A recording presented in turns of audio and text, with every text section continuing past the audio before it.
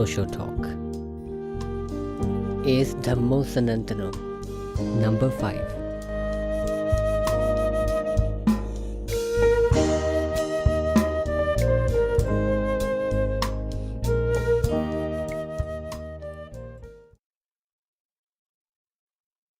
इध शोचति पेच शोचति पापकारी उभयत्थ शोचति सो शोचति सो विहच्यति दिस्वा कम्म किलट्ठमत्तनो इध मोदति पेच मोदति कतपुञ्जो यथ उभमोदति सो मोदति सोपमोदति दिस्वाकम विशुद्धिमत्तनो इध तप्पति पेच तप्पति पापकारी उभयत्थ तप्पति पापं मे कटन्ति तप्पति भीयो तप्पति दुःखतिङ्गतो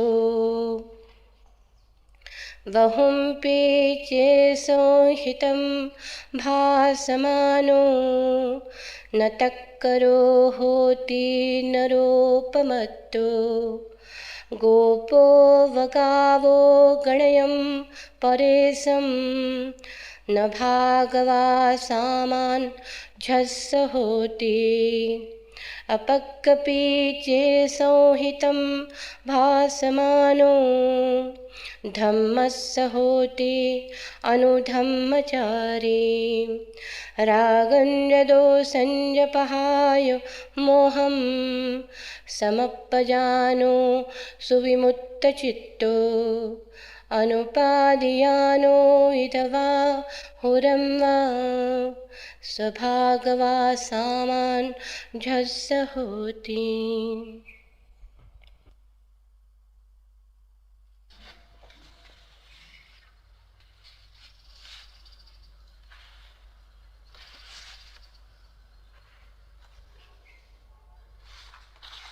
जिंदगी क्या किसी मुफलिस की कबा है जिसमें हर घड़ी दर्द के पैबंद लगे जाते हैं।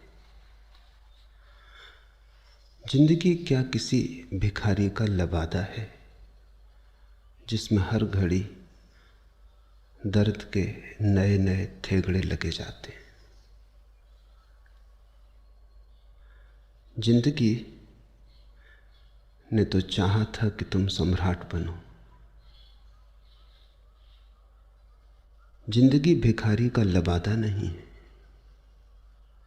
लेकिन जिंदगी भिखारी का लबादा हो गई है। तुमने उसे भिखारी का लबादा बना दिया है। जिंदगी सम्राट पैदा करती है और आदमी भिखारी हो जाता है। सभी सम्राट की तरह पैदा होते हैं और मरते भिखारी की तरह। हर बच्चा संसार में एक नया साम्राज्य लाता है और हर बूढ़ा एक दुख की गाथा अपने साथ लिए विदा हो जाता है। जिंदगी का कुल जोड़ दुख हो जाता है। जिंदगी की भूल नहीं, जीने के ढंग में भूल है। जीने का ढंग ना आया, गलत ढंग से जिए तो जहां स्वर्ण बरस सकता था वहां हाथ में केवल राख लगी। जहां फूल खिल सकते थे वहां केवल कांटे मिले, और जहां परमात्मा के मंदिर के द्वार खुल जाते वहां केवल नरक निर्मित हुआ। तुम्हारी जिंदगी तुम्हारे हाथ में है। जिंदगी कोई निर्मित घटना नहीं, अर्जित करनी होती है। जिंदगी मिलती नहीं, बनानी होती। मिलती तो है कोरी स्लेट, कोरा कागज। क्या तुम उस पर लिखते हो वो तुम्हारे हाथ में है। तुम दुख की गाथा लिख सकते हो, तुम आनंद का गीत लिख सकते हो। नहीं, ये बात गलत है। जिंदगी क्या किसी मुफलिस की कबा है जिसमें हर घड़ी दर्द के पैबंद लगे जाते हैं? ये बात गलत है। लेकिन ये बात अगर आदमी को देखें तो बिल्कुल सही मालूम होती। कभी कोई बुद्ध, कोई महावीर, कोई कबीर और ढंग से जीता है और सारी जिंदगी आनंद का एक उत्सव हो जाती। कबीर ने कहा है, खूब जतन से ओढ़ी कबीरा, ज्यों की त्यों धर देनी चतरिया। जतन, खूब जतन से।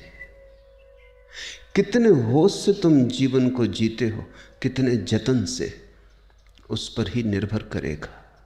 अगर दुखी हो तो ध्यान रखना जतन से नहीं जी रहे हो। दुख बढ़ता जाता है तो ध्यान रखना गलत दिशा पकड़ ली है। किसी और को दोष मत देना, क्योंकि किसी और को दोष देके कोई कभी बदल ना पाया। किसी और को दोष मत देना, क्योंकि किसी और को दोष देने का अर्थ जीवन का रूपांतरण फिर कभी भी ना हो पाएगा। अगर आंख में आंसू हो तो कारण अपने हृदय में खोजना। कौन रोता है किसी और की खातिर ए दोस्त, सबको अपनी ही किसी बात पर रोना आया।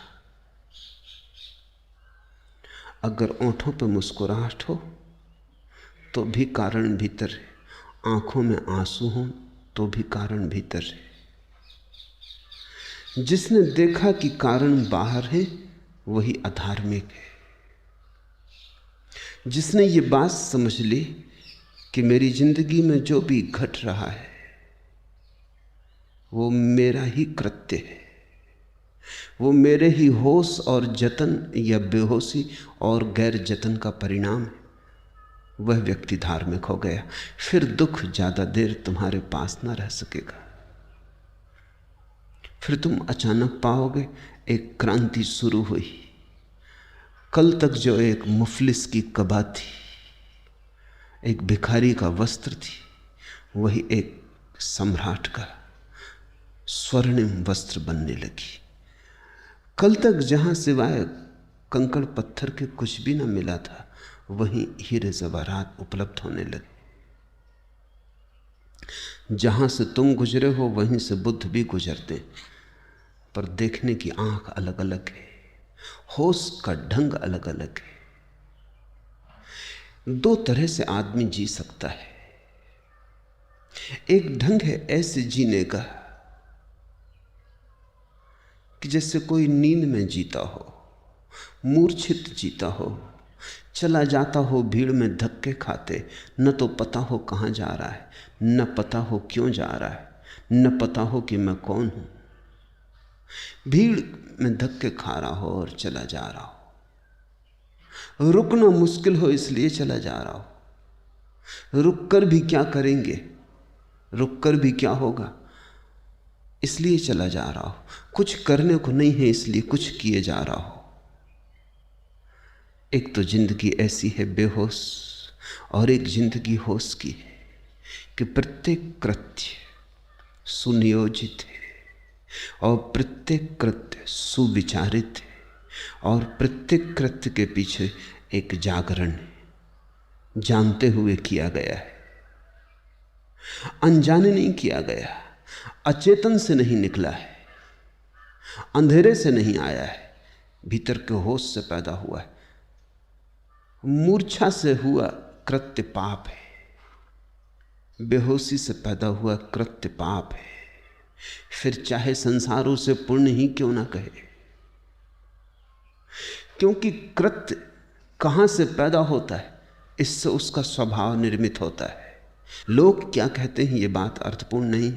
राह पर तुमने एक भिखारी को दान दे दिया, लोग तो कहेंगे पुण्य किया, लेकिन अगर दान मूर्छा से निकला है, होश से नहीं निकला, तो पुण्य नहीं है, पाप है। तुमने दान अगर इसलिए दे दिया है कि 4 लोग वहां देखते थे और प्रशंसा होगी, दान किसी करुणा से नहीं आया है बल्कि अहंकार से आया है, तो पाप हो गया। तुमने अगर इसलिए दे दिया है कि देने की आदत हो गई है, इंकार करते नहीं बनता। देने में प्रतिष्ठा जुड़ गई है, इंकार करते नहीं बनता। लोग जानते हैं कि तुम दाता हो। मूर्छा से हाथ खीसे में चला गया और तुमने दे दिया। न तो देखी उस आदमी की पीड़ा, न देखा उस आदमी के मांगने का प्रयोजन। जैसे शराब में न मस्त कोई जाता हो बेहोश और दान दे दिया हो, सुबह याद भी ना रही तो पुण्य नहीं हुआ। कृत्य का गुण तय होता है तुम्हारे भीतर कहां से कृत्य आया। अगर होश में आया हो तो उठना बैठना भी पुण्य हो जाता है, और अगर बेहोशी में आया हो तो प्रार्थना और पूजा भी पाप हो जाती। मूल उद्गम असली सवाल है, कहां से आ रहा है कृत्य। जो कृत्य मूर्छित वही पाप, जो कृत्य जागृत वही पुण्य। बुद्ध कहते हैं इस लोक में शोक करता है और परलोक में भी पापी दोनों जगह शोक करता है। वह अपने मैले कर्मों को देखकर शोक करता है, वह अपने मैले कर्मों को देख के पीड़ित होता है, इस लोक में भी परलोक में भी। पापी के जीवन को हम थोड़ा समझें, क्योंकि वही अधिकांश में हमारा जीवन है। पाप का अर्थ है मूर्छा। तो जब मूर्छा में तुम कुछ करते हो, उस घड़ी मूर्छा के कारण कुछ भी उपलब्ध नहीं होता। मूर्छित को कैसे कुछ उपलब्ध होगा? जैसे एक आदमी बेहोशी में बगीचे से गुजर जाए, फूल सुगंध बांटते रहेंगे पर उसे ना मिलेगी। सूरज की किरणें नाचती रहेंगी पर वह नाच उसके लिए हुआ न हुआ बराबर है। बगीचे की सुगंध, बगीचे की ठंडी हवा उसे घेरेगी, उसे छुएगी, लेकिन वो होश में नहीं। वर्तमान में जो नहीं है वो उत्सव से वंचित रह जाएगा, और जो होश में नहीं है वो वर्तमान में नहीं हो सकता। वर्तमान में होना और होश में होना एक ही बात को कहने के दो ढंग हैं। तो पापी कभी जी ही नहीं पाता, केवल जीने की योजना बनाता है। या जो जीवन उसने कभी नहीं जिया उसकी स्मृति को संजोता है, या जो जीवन वो कभी नहीं जिएगा उसकी कल्पना करता है, सपने निर्मित करता है, लेकिन जीता कभी नहीं, क्योंकि जीना तो अभी और यही है। तो पापी जीवन से ही वंचित रह जाता है। ध्यान रखना, बुद्ध ये नहीं कह रहे हैं जैसा कि साधारण धर्मगुरु कहते हैं कि पापी दुख पाता है क्योंकि उसने पाप किया, परमात्मा उसे पाप का फल देगा। बुद्ध की परमात्मा को बीच में लाने की प्रवृत्ति नहीं है। बुद्ध तो ये कह रहे हैं कि पापी इस लोक में भी और उस लोक में भी सुख से वंचित रह जाता है, और सुख से वंचित रह जाना दुख है, आनंद से वंचित रह जाना पीड़ा है, महोत्सव से वंचित रह जाना महानरक में पड़ जाना। कोई नरक में डालता नहीं, न ही कोई दंड दे रहा है, न ही कोई तुम्हारे कृत्यों का लेखा जोखा रख रहा है, लेकिन पापी के जीने का ढंग ऐसा है कि वो चूक जाता है, और जो इस लोक में चूक जाता है वो परलोक में भी चूकेगा, क्योंकि चूकने की आदत मजबूत हो जाती। तुम थोड़ा ख्याल करो, तुम कभी वर्तमान में होते हो, भोजन कर रहे होते हो लेकिन मन कहीं और,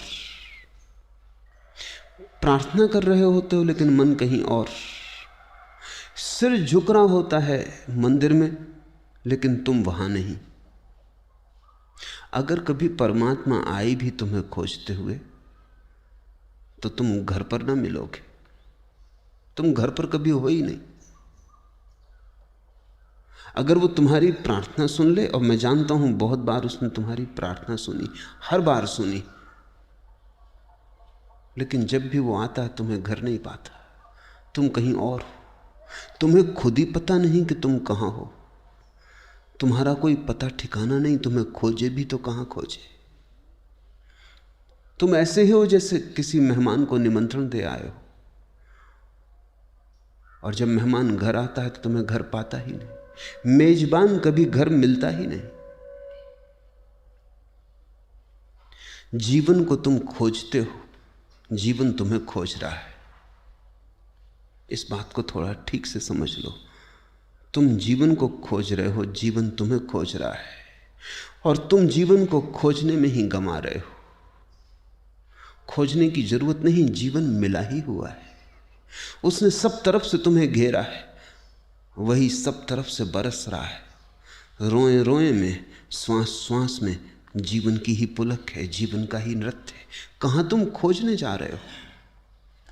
जहां भी जाओगे गलत जाओगे। जाना गलत है, होना सही है। जाने में ही तो तुम वर्तमान से चूक जाते हो। तुम कहते हो कल, कल सुख पाएंगे। न तो बीते कल मिला, न आना वाले कल मिलने वाला है, क्योंकि कल कभी आता नहीं। आता हुआ लगता है, सदा आता है, लगता है आया आया, आता कभी नहीं। जो आता है वो आज है, जो आता है वो अभी है।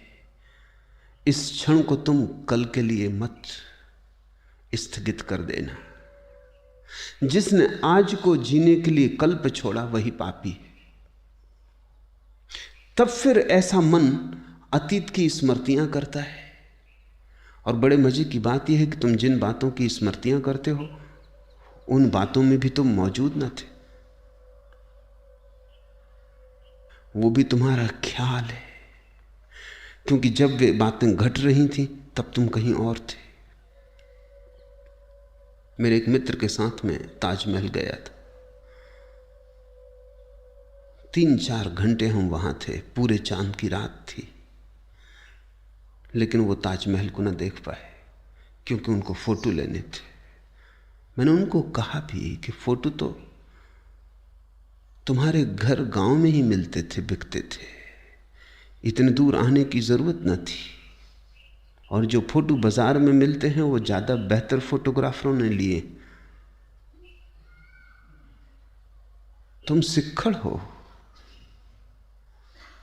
तुम्हारे फोटोग्राफ का मतलब भी क्या? पर वो बोले कि नहीं, घर चल के शांति से देखेंगे। ताजमहल सामने, वो चित्र ले रहे हैं, वो घर चल के शांति से देखेंगे, और तब वो सोचेंगे कैसा प्यारा ताजमहल। और वो कभी उन्होंने देखा नहीं, वो कैमरे ने देखा होगा, वो तो वहां थे ही नहीं, वो एल्बम बना रहे हैं।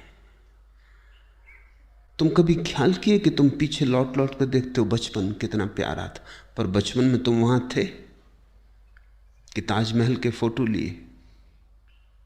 कोई भी बच्चा वहां नहीं है। वो जवानी के सपने देख रहा है, वो बड़े होने की कामना कर रहा है, वो जल्दी जल्दी बड़ा हो जाना चाहता है, क्योंकि उसे लगता है बड़े बड़ा आनंद लूट रहे हैं, बड़ों के पास शक्ति है, सामर्थ्य है, मेरे पास कुछ भी नहीं। वो जल्दी में है, वो जल्दी बड़ा होना चाह रहा है। छोटे बच्चे खड़े हो जाते हैं कुर्सियों पर, अपने बाप से कहते हैं हम तुमसे बड़े हैं। वो बड़े होने की कामना उनमें गहरी हो गई। छोटे बच्चे सिगरेट पीने लगते हैं सिर्फ इसलिए कि सिगरेट बड़े का प्रतीक है, बड़े पी रहे हैं उसको, वो ताकतवर आदमी का सिंबल है, उसका प्रतीक है। बच्चे सिगरेट पीने लगते हैं क्योंकि उससे अकड़ मालूम होती है कि वो भी बड़े हो गए। मैं एक गांव में ठहरा हुआ था, सुबह सुबह घूमने गया था। एक छोटे बच्चे को मैंने आते देखा, इतनी सुबह, और बच्चा इतना छोटा, 6-7 साल से ज्यादा का ना रहा होगा, और उसका ढंग ऐसा कि मैं भी देखता रह गया। हाथ में एक छड़ी लिए था, बड़े बूढ़े की तरह चल रहा था, और उसने छोटी सी मूछ भी लगा रखी थी। जब मैंने उसे गौर से देखा तो वो भाग के एक वृक्ष के पीछे छिप गया। मैं उसके पीछे गया तो अपने घर में चला गया। मैं उसके पीछे उसके घर पहुंचा। उसने जल्दी से अपनी मूछ निकाल के खीसे में रख ली। मैंने पूछा कि मामला क्या है, तू कर क्या रहा है? उसके पास कोई उत्तर नहीं, शायद उसे भी पता नहीं। बड़े होने का ढोंग कर रहा है, बड़ा होने की आकांक्षा जग गई। छोटे होने में पीड़ा है, सभी बड़े होना चाहते हैं।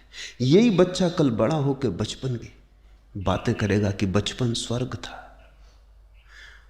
उस स्वर्ग के केवल चित्र लिए, वो स्वर्ग कभी जिया नहीं। बूढ़े हो जाओगे तब तुम जवानी के चित्रों का एल्बम देखोगे। वो जवानी भी तुमने कभी जी नहीं। जब वहां थे तब वहां थे नहीं। यही रोग पाप है। तुमसे बहुत और व्याख्याएं लोगों ने कही हैं पाप की, शायद किसी ने तुमसे ये व्याख्या ना कही हो। लोगों ने कहा है बुरा करना पाप है।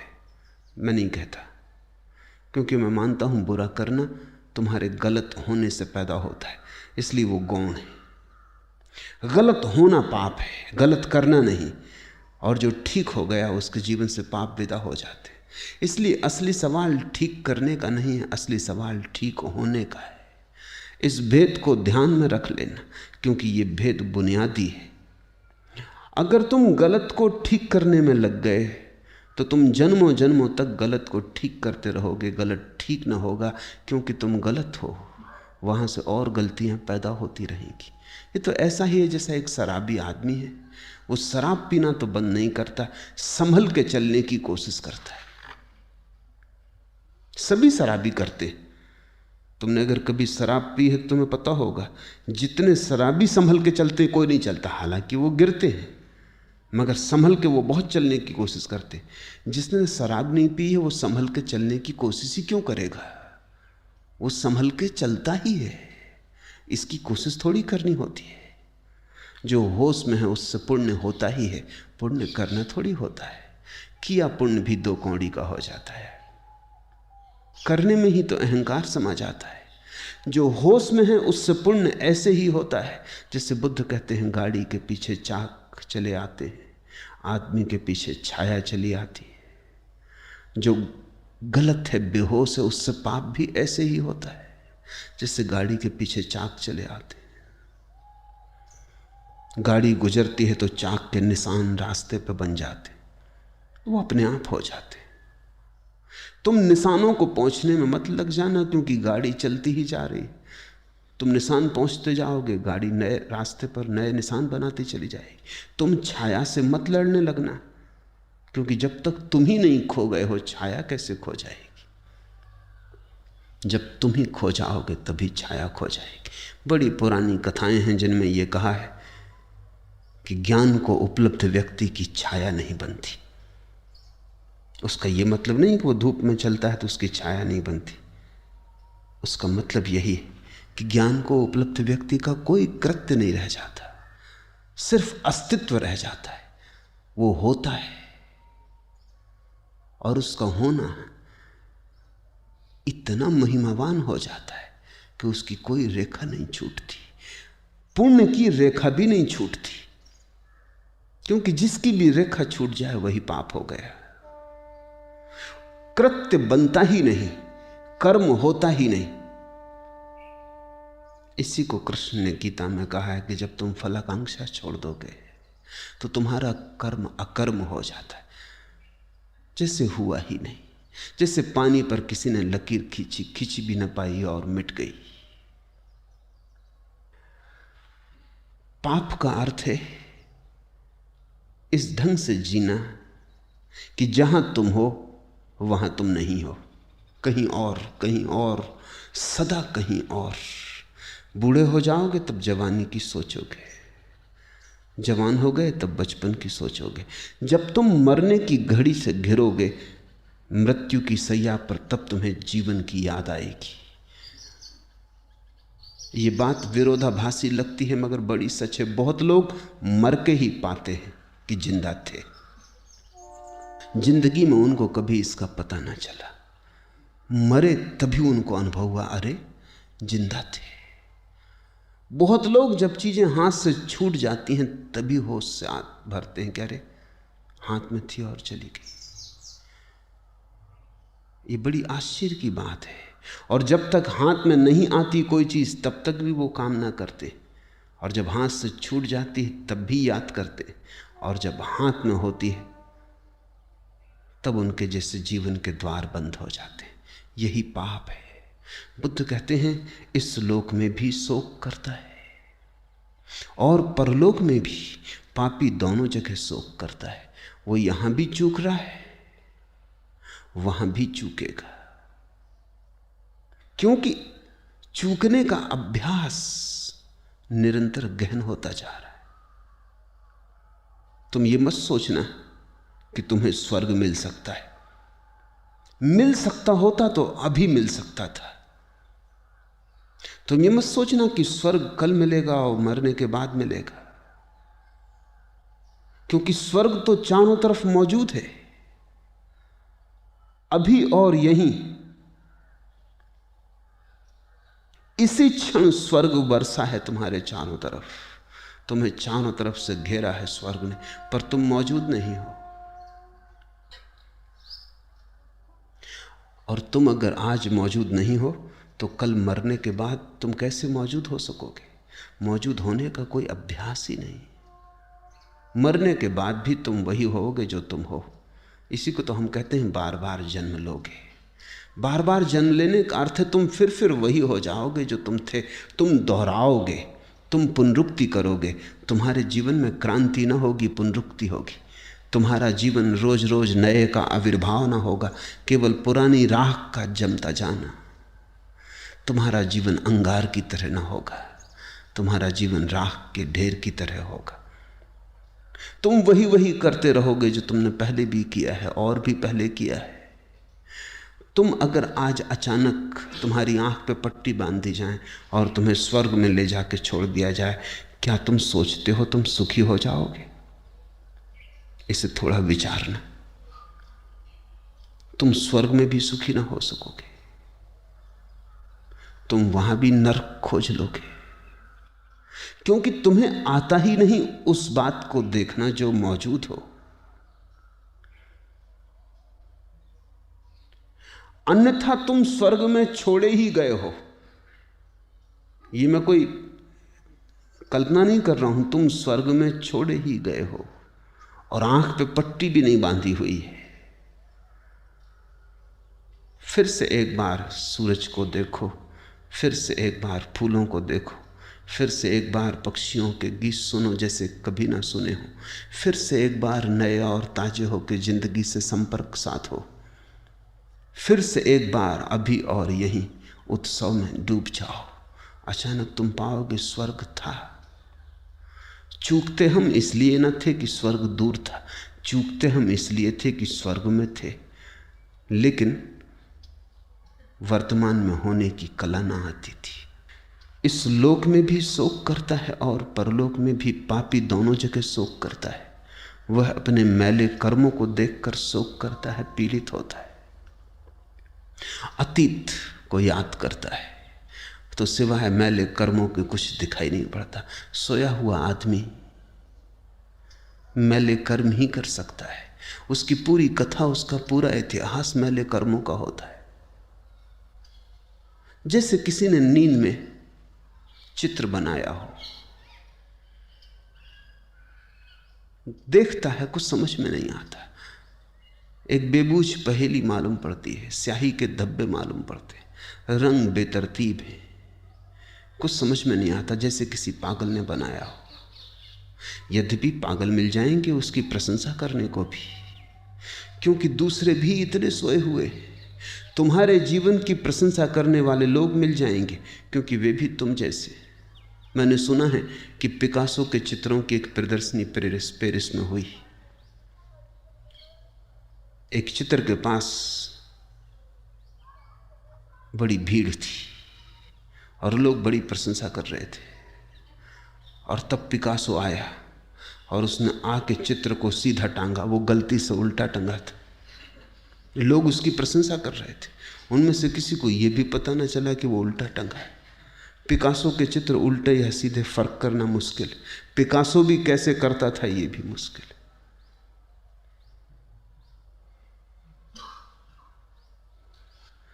जैसे किसी पागल ने रंग डाले हो। कहा जाता है एक दफे एक अमरीकी करोड़पति ने पिकासो से 2 चित्र मांगे। कितना ही मूल्य देने को वो तैयार था। उसने नया भवन बनाया था, 2 चित्रों की जरूरत थी। पिकासो के पास एक ही चित्र तैयार था। वो भीतर गया, उसने कैंची से उसके 2 टुकड़े कर दिए। उसने ला के दोनों चित्र दे दिए और 2 चित्र के दाम ले लिए। पक्का करना मुश्किल है, पिकासो 4 भी कर देता तो भी पता नहीं चलता। पिकासो के चित्रों में मनुष्य की पूरी विक्षिप्तता प्रकट हुई, और अगर उसके चित्रों का इतना समादर हुआ तो उसका कुल कारण इतना था कि मनुष्य के मन की जैसी दशा है उसका ठीक ठीक चित्रण उसके चित्रों में हो गया है। पिकासो के चित्रों को अगर थोड़ी देर गौर से देखते रहो तो तुम परेशान होने लगोगे, और थोड़ी देर गौर से देखो तो तुम घबराने लगोगे। अगर तुम देखते ही रहो रात भर टकटकी लगा के, सुबह तक पागल हो जाओगे। जैसे किसी ने बेहोशी में, विक्षिप्तता में रंग फेंक दिए। लेकिन यही तुम्हारी जिंदगी है। बुद्ध कहते हैं पापी अपने मैले कर्मों को देख के शोक करता है, देखता है पीछे तो सिवाय अंधेरे के कुछ भी दिखाई नहीं पड़ता। अंधेरे में अपनी ही विक्षिप्त आवाजें और चीत्कार सुनाई पड़ते हैं। अंधेरे में अपने ही पैरों के पद चिन्ह बने दिखाई पड़ते हैं। उनसे ऐसा नहीं लगता कि कोई नाचा हो, उनसे ऐसा लगता है जैसे जंजीरों बंधा हुआ कोई कैदी गुजरा हो। उन कृत्यों को देखकर ऐसा नहीं लगता कि किसी जीवन में फूल खिले हों। उन्हें देखकर ऐसे ही लगता है कि कोई जीवन अनखिला ही डूब गया है। उन्हें देखकर ऐसा लगता है कि सुबह हुई ही नहीं और सांझ हो गई, सूरज निकला ही नहीं और डूब गया, कली खिली ही नहीं और मुरझा गई। शोक होता है पीछे देखकर, और आगे की आशा बांधे रखता है पापी। परलोक पापी की आशा है। कोई परलोक नहीं है। जो है अभी है, यहां है, सब अभी है, यहां है। कोई परलोक नहीं। परलोक पापी की आशा है, भविष्य पापी की कल्पना है। वर्तमान पुण्यात्मा का जीवन है, भविष्य पापी की आकांक्षा है। भविष्य की आकांक्षा तभी पैदा होती जब वर्तमान बांझ होता है। जब वर्तमान में कुछ भी नहीं होता तो आदमी आगे की अपेक्षा करता है, क्योंकि बिना आशा के फिर जिएगा कैसे? अभी तो कुछ भी नहीं। अगर तुम आज ही अपने को जो देखो तो आत्महत्या करने का मन होगा, कुछ भी तो नहीं है। तुम कहते हो कोई फिक्र नहीं, आज तक कुछ भी नहीं हुआ, कल होगा। हिम्मत बढ़ती है, सिर फिर खड़ा हो जाता, पैर फिर मजबूत हो जाते। आज तक सब व्यर्थ हुआ, कोई चिंता की बात नहीं, कल आ रहा है। कल के साथ सारी आशाएं फलीभूत होंगी, सब बीज अंकुरित होंगे, सब कलियां खिलेंगी। कल आ रहा है और कल कभी आता नहीं, और रोज कल को तुम आगे सरकाए चले जाते हो। ऐसे ही एक दिन तुम मर जाते हो। परलोक पापी की आशा है। ये सुनकर तुम्हें हैरानी होगी, पुण्यात्मा परलोक की बात ही नहीं करता। पुण्यात्मा कहता है यही है, अभी है। पुण्यात्मा ये नहीं कहता कि परमात्मा आकाश में बैठा है। पुण्यात्मा कहता है परमात्मा ने सब तरफ से घेरा है, श्वास श्वास में वही भीतर जा रहा है, वही बाहर जा रहा है। पापी कहता है परमात्मा आकाश में बैठा है। पुण्यात्मा तुम में झांकता है और परमात्मा को पाता है। पापी चारों तरफ देखता है, कहीं कोई परमात्मा नहीं दिखाई पड़ता, सब तरफ दुश्मन दिखाई पड़ते हैं। वो कल्पना करता है परमात्मा की वो आकाश में बैठा है, क्योंकि इतने दुश्मनों के बीच जीना मुश्किल है। कोई सहारा चाहिए। कल्पना में सहारे खोजता है पापी। सत्य में उसके लिए कोई सहारा नहीं है, क्योंकि सत्य में होने का उसे ढंग ही ना आया, उतना जतन ना आया। बस इसी धुन में रहा, मर के मिलेगी जन्नत, तुझको ए शेख न जीने का करीना आया। उसे जीने का करीना ना आया, ढंग ना आया, जीने की शैली ना आई। वो इसी आशा में रहा कि मरेंगे तब जन्नत, तब स्वर्ग होगा। जिसने स्वर्ग को यहां ना पाया वो कहीं भी ना पा सकेगा। जिसने यहां खोया वो सब जगह खो देगा। इस लोक में और परलोक में भी पापी शोक करता है। इस लोक में मुदित होता है और परलोक में भी। पुण्यात्मा दोनों लोक में मुदित होता है। ये बुद्ध के वचन बड़े प्यारे हैं। इस लोक में मुदित होता है, खिलता है, नाचता है, आनंदित होता है। इस लोक में मुदित होता है और परलोक में भी, क्योंकि परलोक इसी लोक का विस्तार है। परलोक इसी लोक की संतान है। परलोक इसी लोक से आता है, निकलता है, पैदा होता है। जैसे बीज से अंकुर निकलता है, जैसे मां के गर्भ से बेटा पैदा होता है, ऐसे ही वर्तमान से भविष्य पैदा होता है। इसी लोक से, इसी क्षण से आने वाला क्षण आ रहा है। इसी क्षण में छिपा है। जैसे बीज में वृक्ष छिपा है, ऐसा वर्तमान में भविष्य छिपा है। इस लोक में परलोक छिपा है, पदार्थ में परमात्मा छिपा है। इस लोक में मुदित होता है, परलोक में मुदित होता है। पुण्यात्मा दोनों लोक में मुदित होता है। क्यों? जिसे यहां मुदित होना आ गया उसे सब जगह मुदित होना आ गया। असली सवाल लोक का नहीं है, असली सवाल प्रमुदित होने की कला का है। जिसे हंसना आ गया, जिसे नाचना आ गया, जिसने जीवन की धुन को पकड़ लिया और जो जीवन के गीत में तालबद्ध होना सीख गया, जो जीवन के साथ छंद का अनुभव करने लगा, जिसके पैर जीवन के नाच के साथ पड़ने लगे, जीवन की बांसुरी ने जिसके हृदय को छू लिया, वो सभी जगह प्रमुदित होता है। तुम उसे नरक में ना डाल सकोगे। शास्त्र कहते हैं पुण्यात्मा स्वर्ग जाता है, पापी नरक जाता है। बात बिल्कुल भिन्न है। पापी कहीं और जा नहीं सकता। ऐसा नहीं कि नरक भेजा जाता है, कहीं भी भेजो पापी नरक पाता है। ऐसा नहीं कि पुण्यात्मा को स्वर्ग भेजा जाता। कौन बैठा है सब हिसाब करने को? कौन इस सब व्यवस्था को बिठाता रहेगा? किसको पड़ी है? पुण्यात्मा को कहीं भी भेजो वो स्वर्ग पहुंच जाता है। मैं एक कहानी पढ़ता था। यूरोप का एक बहुत बड़ा विचारक हुआ एडमंड बर्ग। वो रोज सुनने जाता था एक पादरी को। पादरी ने एक दिन चर्च में कहा कि जो लोग पुण्यात्मा हैं और परमात्मा में भरोसा करते हैं वो स्वर्ग जाते हैं। एडमंड बर्ग खड़ा हो गया। उसने कहा मुझे एक बात पूछनी। आपने दो बातें कही कि जो लोग पुण्यात्मा हैं और परमात्मा में भरोसा करते वो स्वर्ग जाते। मैं पूछता हूं कि जो लोग पुण्यात्मा हैं और परमात्मा में भरोसा नहीं करते वो कहां जाते? और मैं ये भी पूछना चाहता हूं कि जो परमात्मा में भरोसा करते हैं और पुण्यात्मा नहीं वो कहां जाते?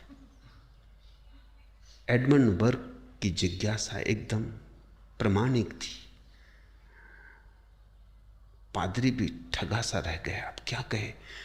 उसे बड़ी उलझन हो गई। अगर वो कहे कि जो लोग पुण्यात्मा हैं और परमात्मा में भरोसा नहीं करते वो भी स्वर्ग जाते हैं, तो स्वभावतः बर्ग कहेगा फिर परमात्मा में भरोसे की जरूरत, पुण्य ही काफी है। और अगर मैं कहूं कि जो लोग पुण्यात्मा हैं और परमात्मा में भरोसा नहीं करते वे स्वर्ग नहीं जाते, तो बर्ग कहेगा तो फिर पुण्य की झंझट में पड़ने की क्या जरूरत? परमात्मा में भरोसा काफी है। पादरी ने कहा मुझे तुमने उलझन में डाल दिया, थोड़ा मुझे सोचने का समय दो। कल रात भर पादरी सो न सका। आदमी निष्ठावान रहा होगा, चालाक नहीं, बुद्धिमान रहा होगा। बहुत सोचा लेकिन उलझन न हल हुई। सुबह सुबह बोर होते होते रात भर का जागा, सोचता सोचता नींद लग गई। नींद में उसने एक सपना देखा कि वो ट्रेन में बैठा है। उसने लोगों से पूछा ये ट्रेन कहाँ जा रही? उन्होंने कहा ये स्वर्ग जा रही। उसने कहा चलो अच्छा हुआ, यही तो मुझे पूछना था, ये अच्छे हुआ आंख से ही देख लूंगा। तो उसने सोच रखे नाम मन में, जैसे सुकरात परमात्मा में भरोसा नहीं करता था, आदमी पुण्यात्मा था। जैसे बुद्ध, इससे और पुण्य की साकार प्रतिमा कहां पाओगे? लेकिन आदमी परमात्मा में भरोसा नहीं करता। तो उसने कहा ठीक है, अगर ये बुद्ध और ये सुकरात स्वर्ग में मिल गए तो उत्तर साफ हो जाता है कि परमात्मा में भरोसे की जरूरत नहीं। अगर ये स्वर्ग में ना मिले तो भी उत्तर साफ हो जाता है कि पुण्य से कुछ भी ना होगा, असली चीज परमात्मा में भरोसा है। स्वर्ग के स्टेशन पर उतरा, बड़ी हैरानी हुई। स्टेशन बड़ा उदास था, जिससे कई जमानों की धूल जमी हो, किसी ने साफ ना की हो। थोड़ा हैरान हुआ, जाके गौर से देखा, तख्ती पर तो स्वर्ग ही लिखा है। गांव में प्रविष्ट हुआ, बड़ी बेरौनक थी बस्ती। कहीं फूल खिलते न मालूम पड़ते थे और किसी घर से वीणा के स्वर न उठते थे। कहीं कोई नाचता न मिला। मिले भी ऐसे धर्मगुरु, पादरी, मुनि, मगर कोई रौनक न मिली। ऐसे जैसे मुर्दे चल रहे हों। कहीं कोई महोत्सव न मिला। जिंदगी ऐसी लगी जैसे कि बोझ हो वहां। उसने पूछा कैसे कि सुकरात, गौतम बुद्ध? लोगों ने कहा नाम सुने नहीं, यहां नहीं, दूसरी जगह नरक में खोजो। भागा, स्टेशन आया, पूछा कि नरक की गाड़ी भाग्य से खड़ी थी, जा ही रही थी। वो बैठ गया। नरक पहुंचा तो बड़ा हैरान होने लगा, जैसे किसी महोत्सव में प्रवेश हो रहा हो। बड़ा स्वच्छ था स्टेशन, जीवन मालूम पड़ता था। फूल खिले थे, गीत बजते थे, लोग चलते थे तो उनके पैरों में गति थी, रौनक थी, रंग बिरंगापन था, जीवन का इंद्रधनुष जैसे खिला था। वो बड़ा हैरान हुआ कि तो कुछ गड़बड़ है, नाम में, तख्ती में कुछ भूल चूक हो गई, इसको स्वर्ग होना चाहिए। उसने पूछा कि सुकरात बुद्ध? उन्होंने कहा वो यहां है और नाम में कोई गलती नहीं हुई है, उनके आने से ही ये नरक स्वर्ग हो गया। नींद खुल गई उसकी, घबराहट में नींद खुल गई कि ये क्या मामला है। सपना तो खो गया। जब वो सुबह चर्च गया, उसने कहा कि भाई मैं कुछ और न कह सकूंगा, लेकिन रात एक सपना आया है, वो मैं दोहरा देता हूं। उत्तर में सपने में मुझे ऐसा दिखाई पड़ा, कहां तक सही है कहां तक झूठ है कुछ कह नहीं सकता, मेरी कोई सामर्थ्य भी नहीं इसका निर्णय लेने की। इतना मुझे दिखाई पड़ा, और वो ये कि जहां भी पुण्यात्मा पुरुष पहुंच जाते हैं वहीं स्वर्ग है, जहां पापी पहुंच जाते हैं वहीं नरक है। पापी नरक जाते हैं ऐसा नहीं, पापी अपना नरक अपने साथ लेके चलते हैं। और पुण्यात्मा स्वर्ग जाते हैं ऐसा नहीं, पुण्यात्मा अपना स्वर्ग अपने साथ लेके चलते हैं। तुम उन्हें कहीं भी फेंक दो। और मुझे भी बात जचती है, सपना नहीं सच मालूम होती। बुद्ध को तुम नरक में भी डाल दो तो तुम नरक में न डाल सकोगे, ये असंभावना है। बुद्ध वहां स्वर्ग खड़ा कर लेंगे। बुद्ध अपना स्वर्ग अपने साथ लेके चलते हैं। वो बुद्ध के जीवन की हवा है, वो उनके आसपास चलता हुआ मौसम, उसको तुम उनसे छीन ना सकोगे। नरक बदल जाएगा, बुद्ध ना बदलेंगे। तुम बुद्ध को दुखी नहीं कर सकते, तो तुम नरक में कैसे डाल सकते हो? तुम तुम्हारे तथाकथित धर्म गुरुओं को सुखी नहीं कर सकते, तुम स्वर्ग कैसे भेज सकते हो? बस इसी धुन में रहा, मर के मिलेगी जन्नत, तुझको ए सैक न जीने का करीना आया। हे धर्मगुरु, तुझे जीने का करीना ना आया। तू इसी आशा में रहा कि मर के मिलेगा स्वर्ग। जिसने जीते जी स्वर्ग न पाया वो मर के कैसे पालेगा? जब जीते जी चूक गए तो मुर्दा होके कैसे पालोगे? स्वर्ग तो होता है तो जीवन से जुड़ता है, मौत से नहीं। स्वर्ग होता है तो जीवन से निकलता है, मौत से कैसे निकलेगा? स्वर्ग मरघटों में नहीं है। स्वर्ग वहां है जहां जीवन नाचता है हजार हजार रंगों में। स्वर्ग वहां है जहां जीवन की धुन बज रही है हजार हजार स्वरों में। स्वर्ग वहां है जहां तुम जितने गहरे जीवंत हो जाते हो। स्वर्ग सिकुड़ना नहीं है, फैलाव है। इसलिए हिंदुओं ने अपने परम सत्य को ब्रह्म कहा। ब्रह्म का अर्थ होता है विस्तीर्ण। ब्रह्म का अर्थ है जो फैलता ही गया है, जिसकी कोई सीमा नहीं आती। तुमने कभी ख्याल किया, दुख सिकुड़ता है, आनंद फैलता है। दुख का स्वभाव है सिकुड़ना। जब तुम दुखी होते हो तब तुम चाहते हो द्वार दरवाजे बंद करके बैठ जाओ, कोई मिलने ना आए, किसी से बात ना करनी पड़े, बाजार ना जाना पड़े। तब तुम अपने को बंद कर लेना चाहते हो, सिकुड़ के पड़ जाना चाहते हो बिस्तर में। अगर बहुत ही दुखी हो जाता आदमी तो मरने की चेष्टा करने लगता है, कब्र में समा जाना चाहता ताकि फिर कभी कोई दोबारा ना मिले, अकेला हो जाऊं। इसलिए दुखी आदमी आत्मघात कर लेता है। लेकिन जब सुख भरता है, जब महासुख उतरता है, जब तुम नाचते होते हो, तब तुमसे कोई कहे घर में बैठो, तुम कहोगे नहीं, अभी तो जाना है, अभी तो बांटना है, अभी तो फैलना है। तुमने देखा महावीर और बुद्ध जब दुखी थे जंगल भाग गए, लेकिन जब आनंदित हुए, जब उतरा अमृत उनके जीवन में, लौट आए वापस बस्ती में। इस पर किसी ने कभी कोई सोचा नहीं कि जब वो दुखी थे तब जंगल भाग गए थे अकेले में। उसकी बड़ी कथाएं शास्त्रों में हैं कि उन्होंने सब छोड़ दिया और जंगल चले गए। लेकिन इस संबंध में शास्त्र कुछ भी नहीं कहते कि एक दिन उन्होंने जंगल छोड़ दिया और बस्ती में वापस आ गए। वो दूसरी घटना और भी महत्वपूर्ण है, क्योंकि जब आनंद उनके जीवन में उतरा तो बांटने का भाव भी आया। आनंद के साथ आती है करुणा, आनंद के साथ आती है एक अभीप्सा की बांटो, लुटो, जो मिला है उसे दूसरों को दे दो। क्योंकि आनंद का एक स्वभाव है, बांटो बढ़ता है, न बांटो घटता है, लुटाओ बढ़ता है, छिपाओ मरता है। ब्रह्म हमने नाम दिया है परम सत्य को, सच्चिदानंद कहा है और ब्रह्म कहा है। ब्रह्म का अर्थ है जो विस्तीर्ण होता चला गया है, जो कहीं सिकुड़ता ही नहीं, जो फैलता ही चला जाता है, विस्तार जिसका स्वभाव है। जीवन जब तुम्हारा खिलता है तो फूल की तरह फैलता है, सुगंध लुटती है।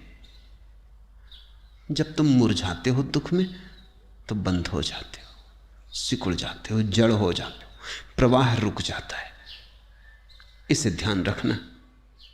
इस लोक में मुदित होता है। मुदित शब्द बड़ा महत्वपूर्ण है, ये फूल की दुनिया से आया हुआ शब्द है, प्रमुदित। मुदित का अर्थ होता है खिलना, फूलना, फैलना। इस लोक में मुदित होता है। मुदित शब्द की ध्वनि भी खिलाने वाली है, और परलोक में भी, क्योंकि परलोक कहीं और थोड़ी है, इसी लोक से निकलता है, इसी लोक की श्रृंखला है, इसी लोक का अगला कदम है। तुम्हारा आध्यात्मिक जीवन तुम्हारे सांसारिक जीवन का ही अगला कदम, तुम्हारा मंदिर तुम्हारे घर का ही अगला कदम है। घर के खिलाफ जो मंदिर है वो मंदिर मंदिर नहीं, संसार के खिलाफ जो अध्यात्म है वो अध्यात्म नहीं, आज के खिलाफ जो कल है वो झूठा है, इस लोक के खिलाफ जो परलोक है वो परलोक सिर्फ तुम्हारी आकांक्षाओं में, सपनों में होगा, सत्य में नहीं। क्योंकि सत्य में तो सब जुड़ा है। तुम्हारा घर और मंदिर एक ही जीवन यात्रा के दो पड़ाव हैं, संसार और परमात्मा। एक ही यात्रा के दो कदम। इस लोक में मुदित होता है और परलोक में भी। पुण्यात्मा दोनों लोक में मुदित होता है। वह अपने कर्मों की विसिद्धि को देखकर मुदित होता है, प्रमुदित होता है। और जब तुम लौटकर पीछे देखते हो, अगर तुम्हारे जीवन के ढंग में रोशनी रही हो, अगर जतन पूर्वक तुम जिए हो, अगर होश पूर्वक तुमने कदम उठाए, तो तुम जब लौट के देखते हो तो एक प्रकाश से भरी यात्रा, हर कदम पर हीरे जड़े, और तुम्हारे कदमों में शराबी की डगमगाहट नहीं दिखाई पड़ती, होश की स्थिरता मालूम होती। और यात्रा सिर्फ यात्रा नहीं मालूम होती, तीर्थ यात्रा मालूम होती। तो लौट के भी पुण्यात्मा प्रमुदित होता है। पीछे भी स्वर्ग था, आगे भी स्वर्ग है, क्योंकि अभी स्वर्ग है। जिसका स्वर्ग अभी है उसके दोनों तरफ स्वर्ग फैल जाता है, और जिसका स्वर्ग अभी नहीं है उसके दोनों तरफ नरक फैल जाता है। इस क्षण में सब कुछ निर्भर है। ये क्षण निर्णायक है। इस लोक में संतप्त होता है और परलोक में भी। पापी दोनों लोक में संतप्त होता है। मैंने पाप किया कह कह के संतप्त होता है। दुर्गति को प्राप्त कर वह फिर संतप्त होता है। भले ही कोई बहुत सी संहिता कंठस्थ कर ले, लेकिन प्रमादवश उसका आचरण न करे तो वह दूसरों की गौएं गिनने वाले ग्वाले के समान है, और वह सामान्य का अधिकारी नहीं होता।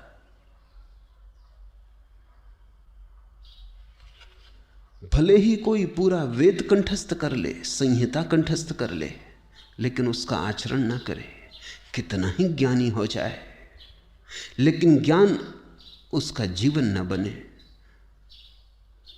तो वो पाप में ही जिएगा।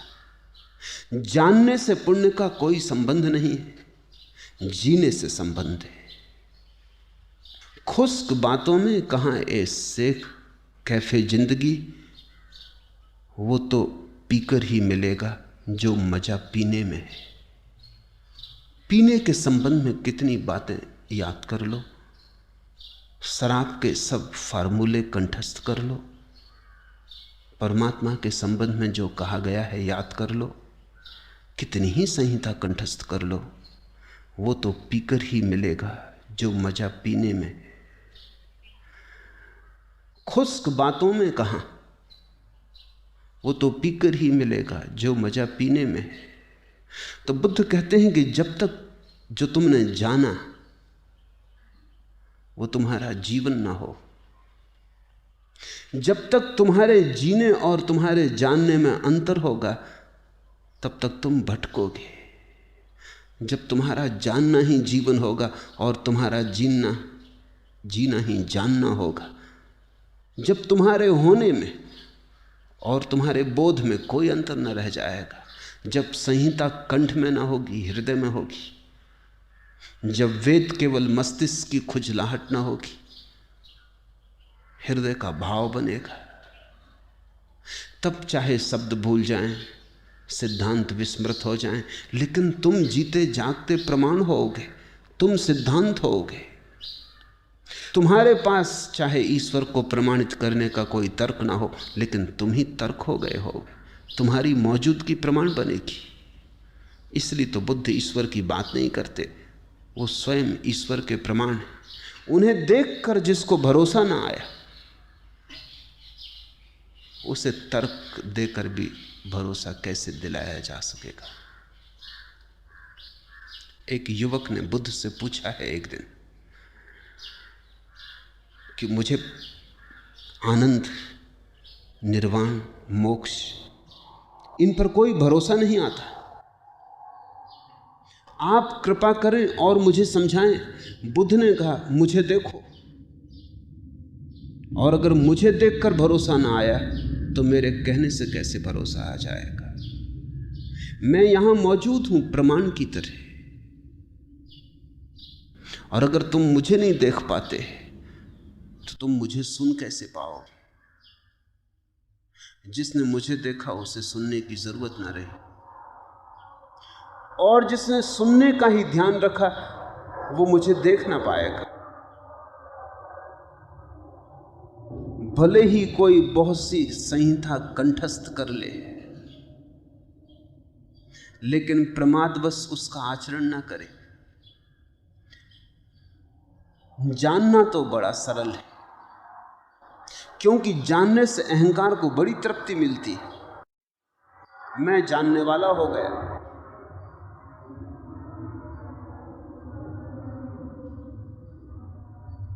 मुझे चारों वेद याद हैं, दूसरे अज्ञानी हैं, मैं ज्ञाता हूं।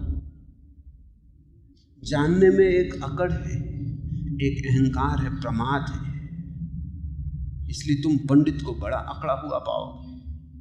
अकड़ कोड़ी नपुंसक है, भीतर कुछ भी नहीं है, लेकिन पंडित को तुम बड़ा अकड़ा पाओगे।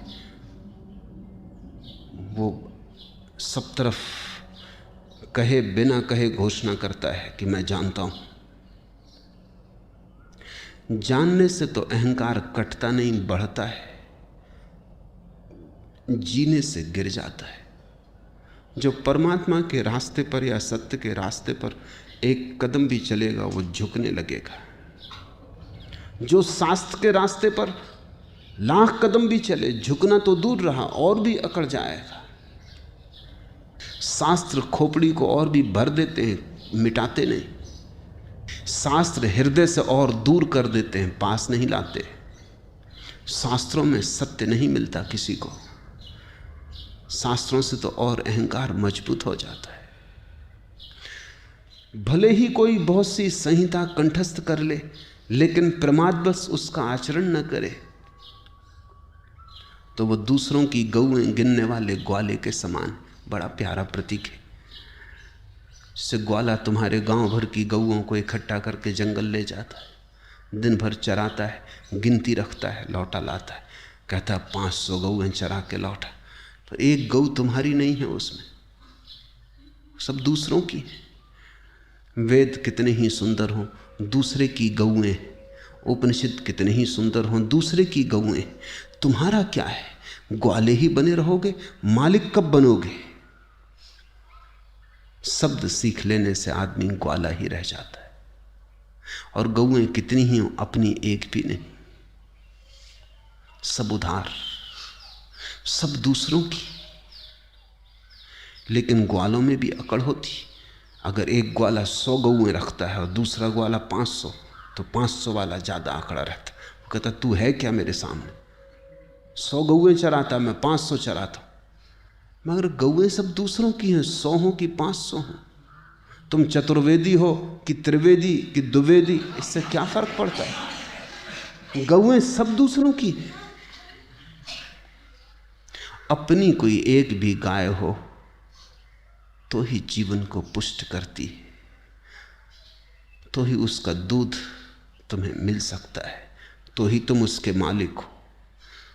वो दुबली पतली हो, दीन दरिद्र हो, अपनी हो, तो भी किसी की स्वस्थ स्वीडन से आई गाय के मुकाबले भी बेहतर है।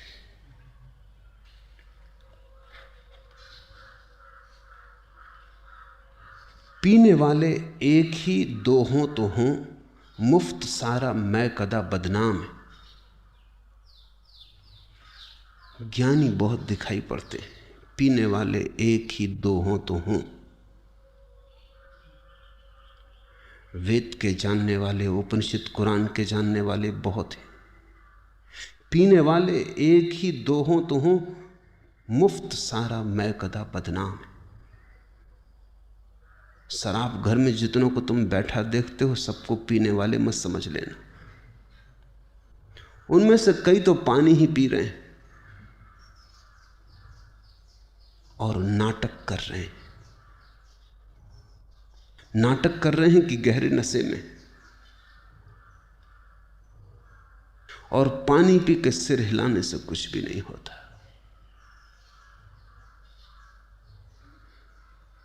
ज्ञान के मैखाने में सत्य की शराब जहां बिकती मिलती, वहां पीने वाले बहुत मुश्किल से कभी एक दो मिलेंगे। क्योंकि पीने वाले को मिटना पड़ता है। वो रास्ता खतरनाक है, जोखम का है, जुआरी का है। तो बहुत से तो केवल पीने का बहाना करते, डगमगा के चलते, नाटक करते। पंडितों को गौर से देखना, शराब कभी पी ही नहीं। शराब का शास्त्र कंठस्थ किया है और उसी से मतवाले होकर चल रहे हैं। बातचीत सुनी है, नशा छा गया है। इस नशे की भ्रांति में मत पड़ना।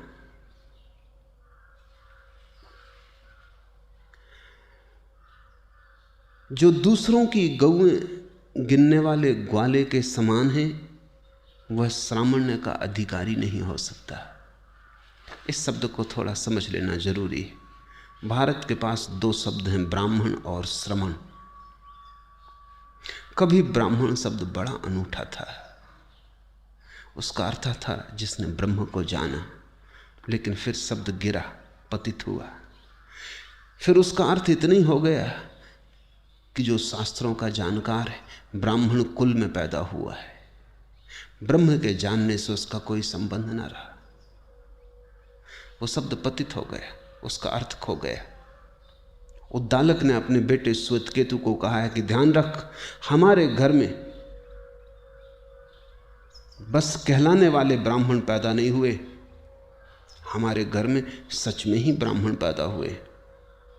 तो तू याद रखना, कहीं तू ये मत समझ लेना कि तू ब्राह्मण कुल में पैदा हुए इसलिए ब्राह्मण हो गया। ब्राह्मण होना पड़ेगा। ब्राह्मण कुल में पैदा होने से कोई ब्राह्मण होता है? ब्रह्म को जानने से कोई ब्राह्मण होता है।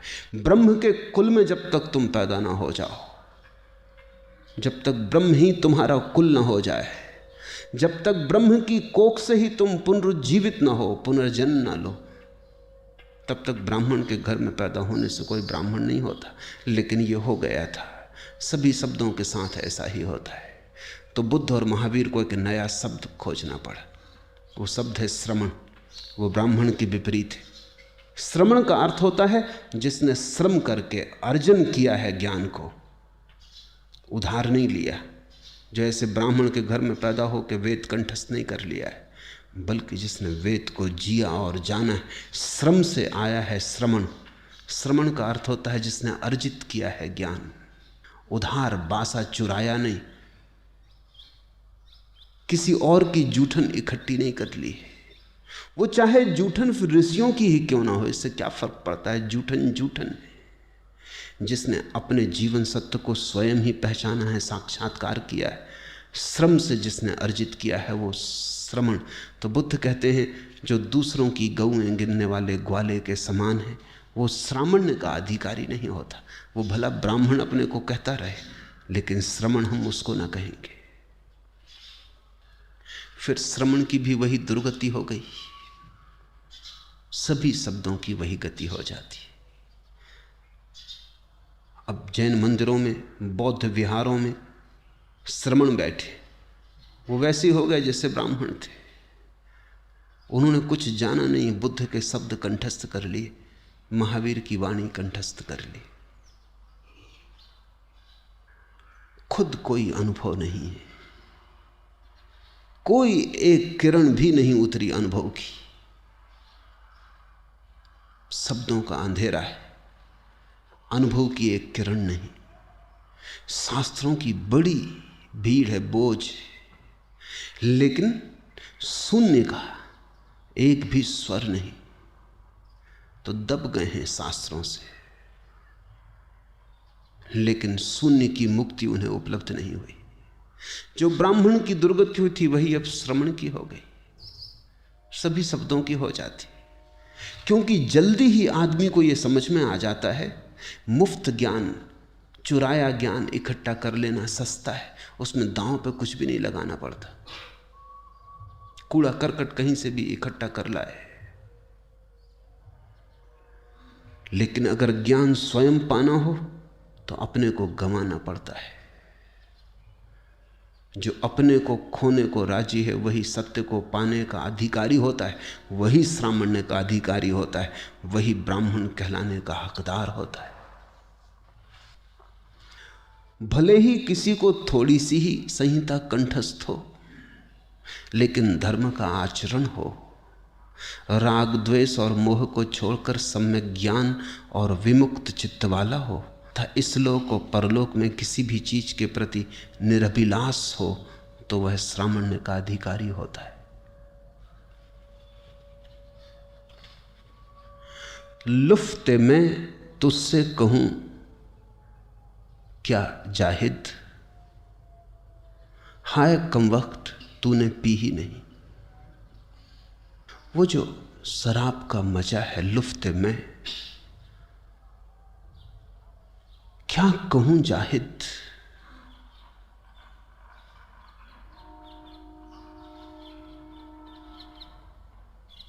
हाय कम वक्त तूने पी ही नहीं। इतना ही फर्क है जानने और जीने में। कितनी ही हम ब्रह्म की चर्चा करें, अगर तुमने भी थोड़ा स्वाद नहीं लिया बात जमेगी नहीं। कितने ही हम ब्रह्म के चित्र तुम्हारे सामने उभारना चाहें, लेकिन अगर थोड़ी सी तुम्हारे भीतर भी किरण नहीं उतरी, अगर थोड़ी सुगबुगाहट तुम्हारे भीतर के बीज ने अनुभव नहीं की, अगर थोड़ा तुम्हारा बीज भी नहीं टूटा, तो तुम समझ ना पाओगे। तुम सुन लोगे लेकिन भरोसा ना कर पाओगे। भरोसा तो तभी आता है जब तुम्हारा अनुभव भी गवाही बने, तुम्हारा अनुभव भी कहे कि हाँ ठीक है। तुम्हारा अनुभव कहे, विचार नहीं। तर्क से तो मैं तुम्हें समझा दूं, लेकिन तर्क से कहीं प्यास बुझी है। शब्द से तो मैं तुम्हें भरोसा दिला दूं, लेकिन शब्दों के भरोसों से कहीं पेट भरा है। शास्त्र कितना ही ब्रह्म की चर्चा करते रहे, लेकिन तुम्हें किसी दिन पीनी पड़ेगी ये शराब। तुम्हें भी डोलना पड़ेगा उस नशे में, तुम्हें भी होश हवास खोकर, लोक लाज खोकर, मीरा ने कहा सब लोक लाज खोई। तुम्हें भी पग घुंघरू बांध नाचना पड़ेगा, मतवाला होना पड़ेगा, तो ही उस मदिरा का स्वाद तुम्हें आएगा।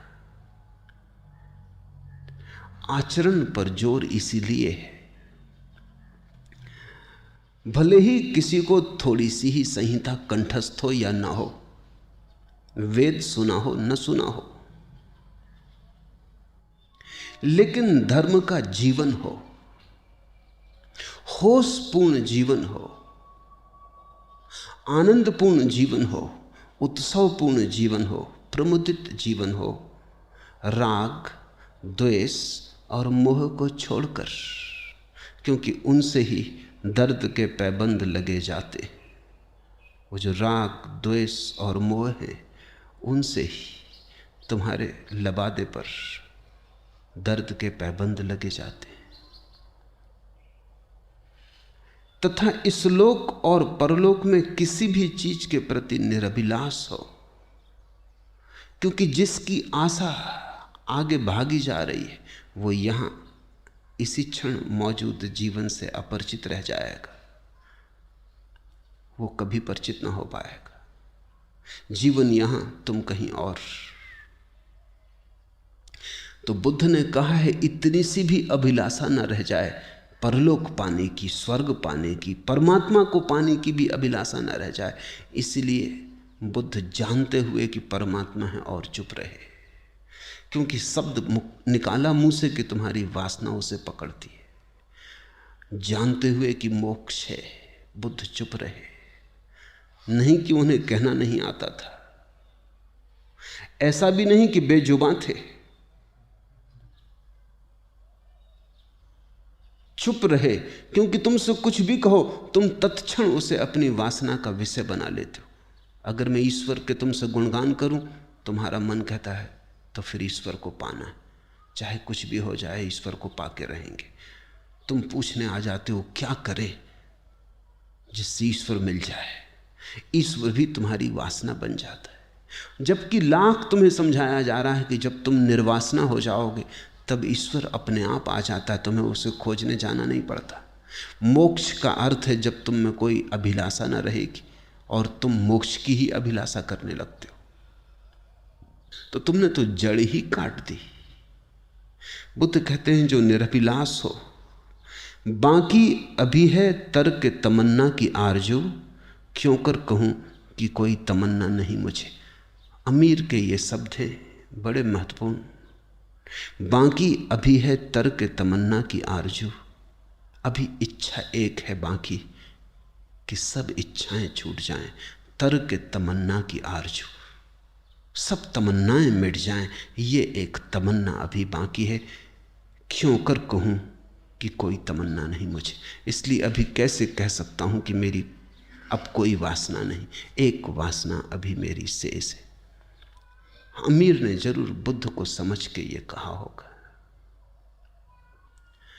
इतनी भी वासना न रह जाए तो ही कोई निर्वासना को उपलब्ध होता है। कोई भी वासना न रह जाए, परमात्मा की, मोक्ष की, निर्वाण की, आत्मा की, ज्ञान की, ध्यान की, कोई वासना न रह जाए। क्यों? क्योंकि वासना का स्वभाव ही तुम्हें जीवन से वंचित करवाना। वासना का अर्थ है चुकाना, जो यहां था उससे हटा देना। वासना का अर्थ है तुम्हें गैर मौजूद करना, तुम्हें कहीं और ले जाना। और जीवन यहां था। जब जीवन तुम्हारे द्वार पर दस्तक दे रहा था तब वासना तुम्हें किन्हीं और ध्वनियों को सुनने को उत्प्रेरित करती है। वो जो द्वार पर दस्तक पड़ती है वो तुम चूक जाते हो।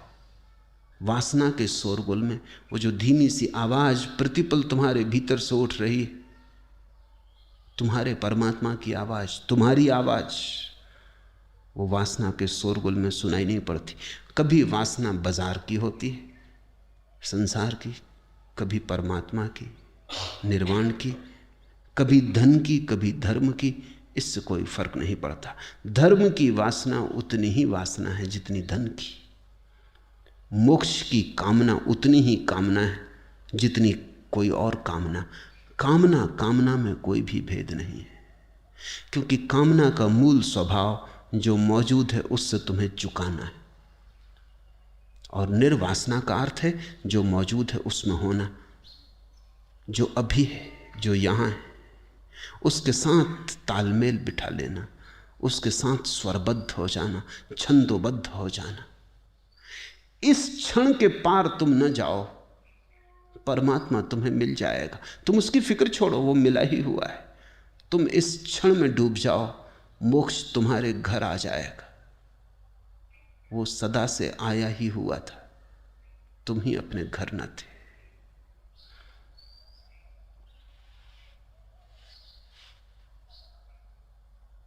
भले ही किसी को थोड़ी सी भी संहिता कंठस्थ न हो, लेकिन धर्म उसके जीवन में हो, होशपूर्ण जीवन हो उसका, जागृत। तो वेद जानने की जरूरत नहीं, क्योंकि तुम स्वयं वेद हो जाते हो। तुम जो बोलोगे होगा वेद, तुम जो कहोगे होगा उपनिषद। उठोगे, पैदा हो जाएंगी भगवत गीताएं, बैठोगे, कुरान जन्म जाएंगे। क्योंकि तुम्हारे भीतर परमात्मा छिपा है। किन्हीं ऋषियों ने उसका ठेका नहीं लिया है। तुम ऋषि होने की क्षमता लेकर पैदा हुए हो। अगर तुम न हो पाए तो तुम्हारे अतिरिक्त कोई और जिम्मेवार नहीं। तुम बीज लेकर आए हो बुद्धत्व का। ठीक भूमि न दो, ठीक अवसर न दो, बीज बीज रह जाए और फूल न खिल पाए, तो किसी और को जिम्मेवार मत ठहराना। तुम्हारे अतिरिक्त न तुम्हारा कोई मित्र है और न कोई शत्रु। तुम्हारे अतिरिक्त न तुम्हें कोई मिटा सकता, न कोई बना।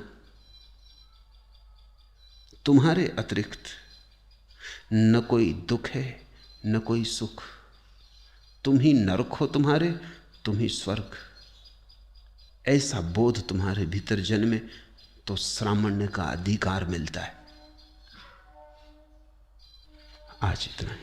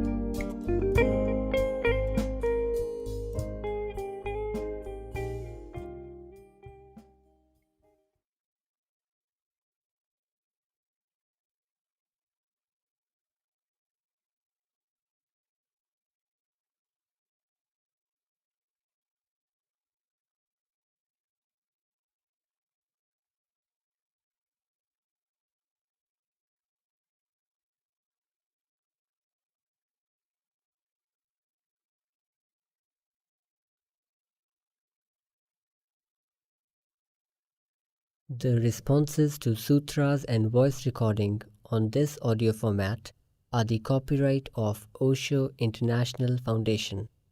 Copyright dates 1953 through 2003. All rights reserved. Reproduction in any media is prohibited.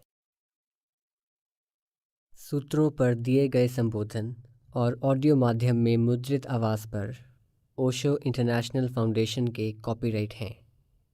Copyright 1953 से 2003, सर्वाधिकार सुरक्षित। किसी भी माध्यम में रिप्रोडक्शन अर्थात पुनर्निर्माण निषिद्ध है।